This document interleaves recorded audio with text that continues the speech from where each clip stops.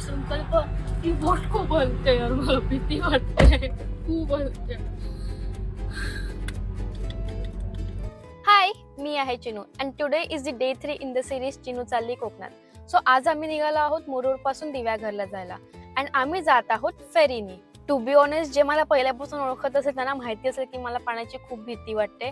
माझी फुल फाटलंय. संकल्प ही नेल ना आपल्याला नीट त्या साईडला. नेल ही आपली विरारवालीच आहे. कोस्टल कोकण रूट करते तर ऑफकोर्स फेरीने ट्रॅव्हल तर होणारच. आमची ही फेरी होती आगरदंडापासून दिघीपर्यंत.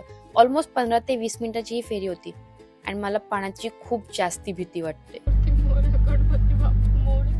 आणि मध्येच आम्हाला कामेरकर आजी भेटल्या. त्यांना लिफ्ट पाहिजे होती.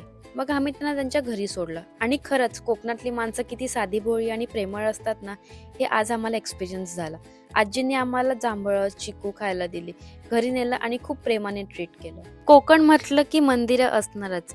त्यानंतर आम्ही आलो दिव्याघर येथील श्री सुवर्ण गणेश मंदिरात आणि मग आम्ही आलो शेकडीला आमच्या स्टेवर सी व्ह्यू रिसॉर्ट.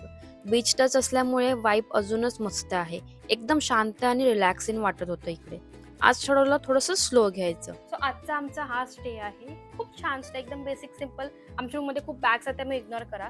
आम्हाला हा गार्डन व्ह्यू मिळाला आहे. समोरचे सी व्ह्यू वाले रूम ऑक्युपाईड होते. छान बीच सुद्धा आहे समोर. मस्त पीसफुल आणि एकदम शांत बेसिक सिम्पल रूम आहे. राईट ना आम्ही बीचवरती चाललोय. आमच्या प्रॉपर्टीच्या बाहेर एक छान बीच आहे. इव्हनिंगला असा सुंदर सनसेट बघून आजचा दिवस एंड केला. परफेक्ट एंडिंग होती एकदम. ट्रिप अजून चालूच आहे, पण आजचा दिवस थोडा पॉज घेऊन एन्जॉय केला. भेटूयात उद्या. Till then, hello from Chinu continues. Bye.